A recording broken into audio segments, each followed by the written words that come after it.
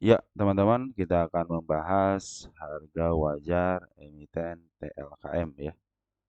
Tapi sebelumnya saya ucapkan terima kasih kepada teman-teman yang senantiasa support di channel ini. Baik yang like, yang nge-share, yang telah memberikan support berupa doa juga terima kasih teman-teman ya. Berkat doa teman-teman, saya dalam keadaan sehat walafiat. Yang telah memberikan komentar, yang like, sangat luar biasa. Yang telah memberikan subscribe juga luar biasa. Yang telah berdonat berupa super thank juga, terima kasih teman-teman ya. Mudah-mudahan donat teman-teman dikalikan 10 kali lipat dan dikembalikan lagi kepada teman-teman. Serta yang telah mendoakan saya pun berdoa semoga teman-teman dalam keadaan baik-baik saja bersama keluarga, serta disehatkan baik badan sama rohaninya. Baik, kita akan langsung aja untuk pembahasan harga wajar emiten TLKM. Seperti biasa teman-teman, kalau saya menghitung harga wajar itu menggunakan dua rumus ya, PR ratio sama PBP. Di mana PR ratio itu cara menghitungnya EPS TTM dikalikan dengan PR rasio rata-rata selama 3 tahun.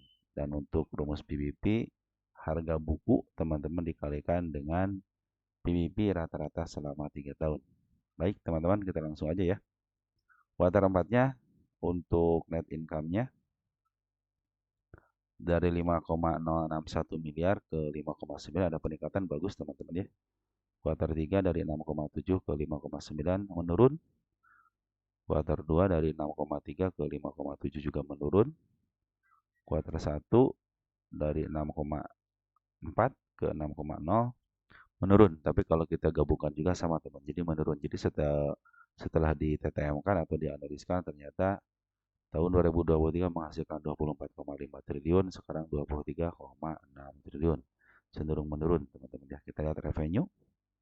Revenue dari 37,9 ke 37,7 ya, walaupun istilahnya net income-nya bertambah, tetapi secara revenue dia menurun ya. Terus untuk kuartal 3 dari 37 ke 36 menurun untuk revenue-nya. Kuartal 2 37 ke 37 hampir sama, meningkat teman di sini ya. 37,3 37,8 meningkat. Kuartal 1 36 ke 37 meningkat. Berarti kuartal 1 sama kuartal 2 bagus untuk revenue-nya. Baik, untuk PR rasionya 10,77, rata-ratanya berapa di 15, berarti masih ada kesempatan ke 5 kali.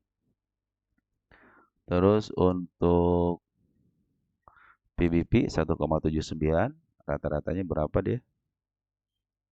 Di angka 2,79 masih ada satu kali teman-teman, masih murah teman-teman ya. Terus dia punya harga buku 1.400, sekarang 2.500. Terus untuk DER-nya 0,37 teman-teman ya. Masih aman lah teman-teman, masih di bawah equity-nya ya. Equity-nya 142 triliun, cash-nya 33, dan total hutangnya cuma 52, artinya masih banyak lah teman-teman ya. Untuk kita ROI, kita lihat ROI-nya, ROE-nya 16, bagus teman-teman ya.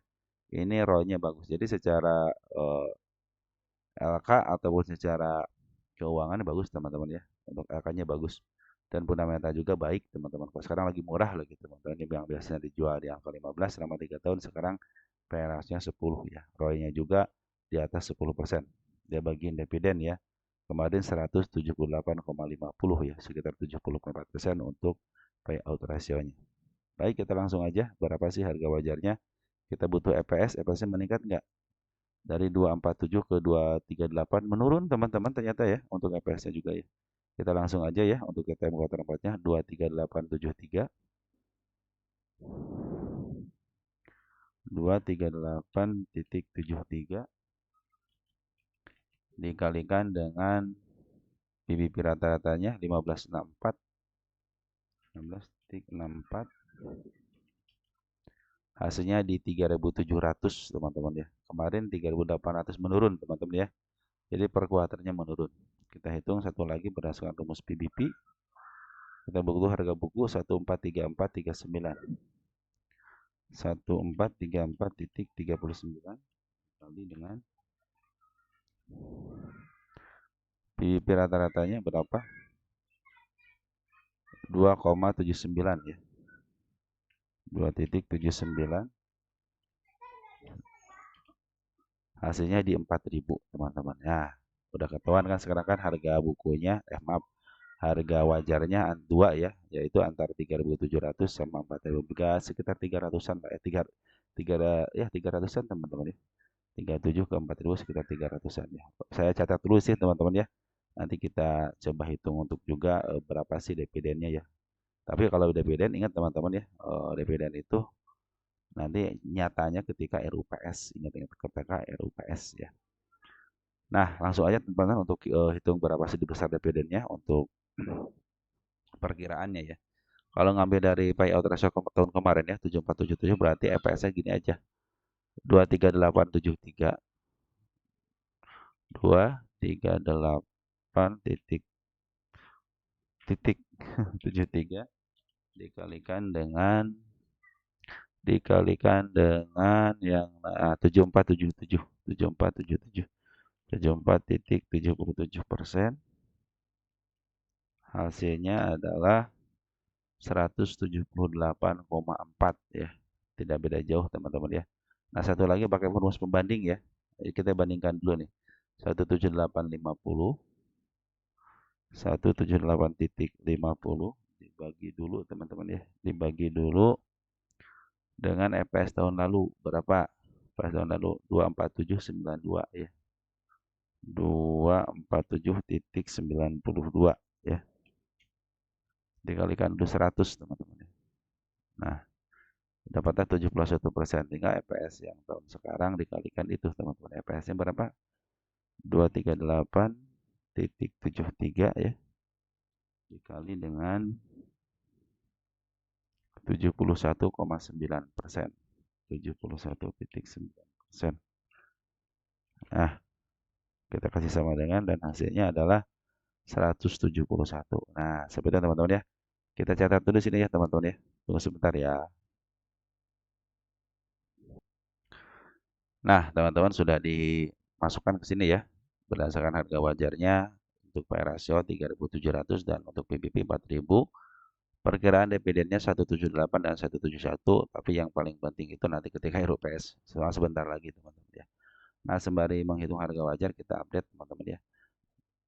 Kenaikan yang saya gariskan sudah dilewati. Saya hapus ya. Tadi tercapai dengan baik ya. 1. Juga yang keduanya teman-teman tercapai dengan baik. 2. Di sini ada gap teman-teman, ada 2 gap. Saya ambil yang paling bawahnya aja ya, di angka 243 ini ternyata ada penurunan ke situ.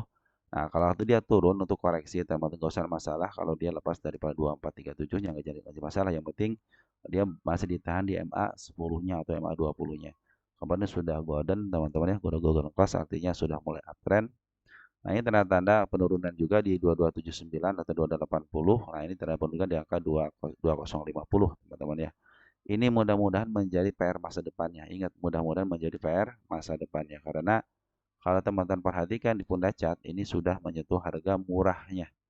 Bahkan kembali lepas daripada harga termurahnya. Ya, ini harga murah ya, 2347. Nah, ini harga termurahnya kemarin di angka 229 ya. 10 tahun jadi sudah murah selama 10 tahun teman-teman. Jadi kalau sekarang average ya mungkin waktunya gitu kan teman-teman yang punya average sekarang waktunya average ya. Kalau nanti ada gonjang-gonjangan dikit wajar, nanti contohnya dibawa ke bawah lagi untuk menjemput PR-nya nggak usah masalah ya, karena emang di sini untuk meninggalkan jejak penurunan. Walaupun dia tidak turun ya dalam waktu dekat, tapi suatu saat dia akan kembali lagi ke sini. Ya, karena ini PR yang harus dikerjakan. Apalagi si kepala, maaf eh, seekor hijau ya yang sangat panjang sekali. Saya bilang namanya ini skandal si Malakama. Kenapa dia akan naik? Setelah itu dia akan menjemput lagi di sini, teman-teman. Tapi mudah-mudahan kejemputnya nanti aja gitu ya, setelah beberapa waktu atau target saya sudah tercapai ke angka 3.400.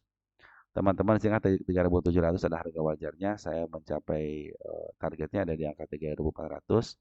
Di atasnya ada di 4.000 teman-teman ya. Ini target yang akan saya canangkan. Nah, teman-teman kalau pingin katanya terlalu mahal, di sini ada 3.400, ada juga 3.000 pas, 3.090-an lah ya. Terus angka dengan 2.900 itu target. Nah, ini target yang saya targetkan tanggal 2803 baru tersentuh sama shadow aja ya. Masih ada tekanan teman-teman ya. Nah, seperti itu teman-teman ya. Jadi target kenaikannya sudah dilampaui, dia sudah melewati bukit-bukit kecilnya. Mudah-mudahan break ya di 2597-nya atau lewat dikit nanti ada koreksi itu akan lebih baik lagi, bisa sampai ke target selanjutnya di angka 2767 nih. Ini target selanjutnya di sini teman-teman ya. Ini target selanjutnya di angka 2.700. Nah, perhatikan daripada pengambilan daripada bandar lokal. Bandar lokal sudah ngambil, teman-teman kemarin memang ada penjualan. Tetapi sebenarnya pengambilannya lebih banyak daripada penjualannya. Dan dia berbanding juga dengan si Poren. Poren juga sudah mulai ngambil. Jadi ini sekarang itu lagi akumulasi. Jadi kalau ada koreksi-koreksi dikit, nggak usah khawatir teman-teman ya. Mudah-mudahan menjadi ini nanti PR masa depannya ya. Mudah-mudahan. Yang penting lihatin aja ya IHSG kita tembus enggak yang saya gariskan. Teman-teman lihat aja garis yang di update yang terakhir. Untuk IHSG-nya itu saya menargetkan ke garis itu teman di tanggal 8 ya. Jadi tolak ukurnya di tanggal 8. Kalau tanggal ukurnya tanggal 8 belum bisa sampai juga berarti dia mau bermain di area situ, di area bawah ya. Oke, teman-teman, seperti itu ya yang bisa saya sampaikan untuk teman-teman. Update-nya sudah, harga wajar sudah dihitung. Mudah-mudahan teman-teman menjadikan investasi itu menyenangkan, teman-teman. Jangan sampai bikin pusing, teman-teman. Yang saya bilang, saya akan mempermudah sebuah perhitungan, teman-teman. Terus target harga saya bikin permudah lah, teman-teman. Jangan dipersulit ya. Silahkan aja teman-teman kalau mau dilihat cara-cara untuk take profit juga ada di playlist ya. Terus tanda-tanda kenaikan, tanda-tanda penurunan, terus cara mengambilnya bagaimana, sudah saya kasih tahu kepada teman-teman ya. Oke, mungkin seperti itu teman-teman yang bisa saya sampaikan untuk teman-teman. Kurang lebihnya mohon maaf. Salam untuk keluarga di rumah dan ciao.